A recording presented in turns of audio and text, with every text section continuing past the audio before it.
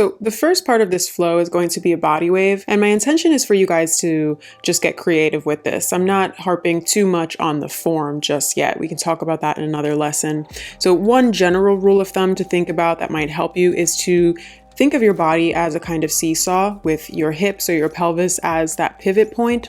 So when your torso goes forward, your leg is going to the back and vice versa.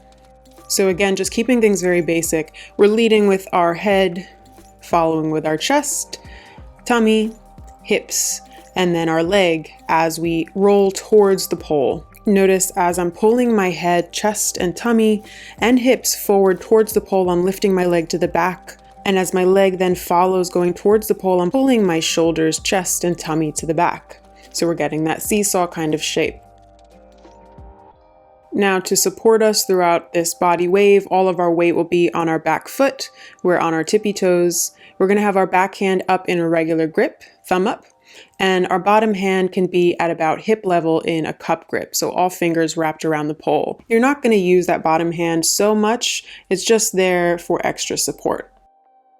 So you're going to take your body wave. You can really take as many body waves as you'd like. When you're ready to go for the next step, you're going to extend your front leg forward and release that bottom hand off of the pole. You're going to take your arm and your leg and sweep it around, just slightly turning your chest outward as you step around behind the pole, shifting your weight onto that new back foot.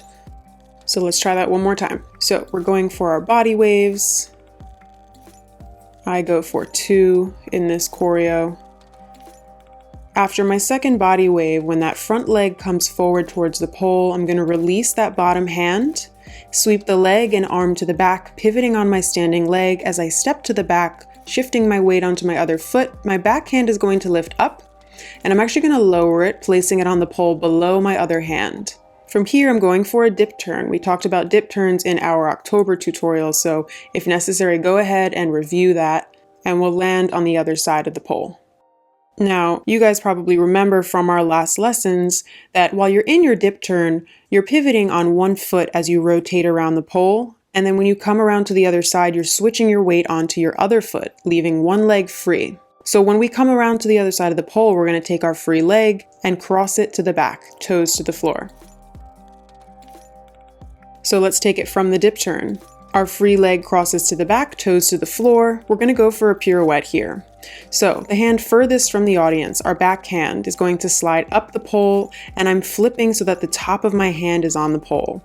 I'm taking my other hand, the hand that's closest to the audience, and I'm going to cross it over behind the pole, flipping my palm down to face the pole and grabbing the pole with my thumb down towards the floor. I'm going to pivot on both feet as I rotate, turning my chest away from the pole and then completing my turn as I turn to face the audience. Now I'm going to zoom in, go ahead and take a look at what's happening with my top hand during this pirouette.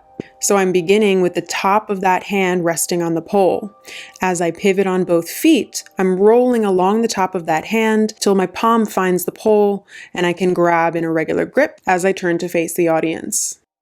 Okay, all together, let's take it from the beginning. So going for our body waves, then as that front leg comes forward towards the pole, I release my bottom hand from the pole, sweeping my arm and leg to the back, pivoting on my standing leg as I step to the back, shifting my weight, going for my dip turn, swinging my free leg to the back, and pirouetting, turning to face the audience. That is part 1 of our November flow.